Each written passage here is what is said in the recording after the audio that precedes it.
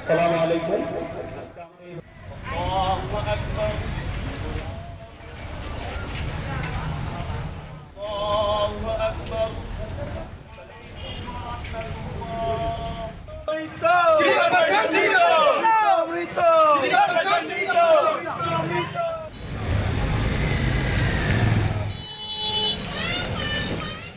Rangpur city কর্পোরেশনের যিনি প্রশাসক, যিনি বিভাগীয় কমিশনার, তিনি এখন প্রশাসক হিসেবে দায়িত্ব পালন করছেন।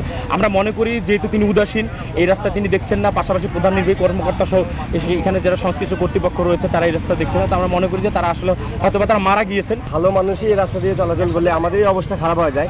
অনেক গর্ভবতী মা বোন তারা এই রাস্তা দিয়ে চলাচল করলে তাদের অবস্থাটা কি হয়। আমরা আজকে একটি গায়েবী জানাজা করে রংপুর সিটি কর্পোরেশনকে একটি প্রতিবাদ জানিয়েছি।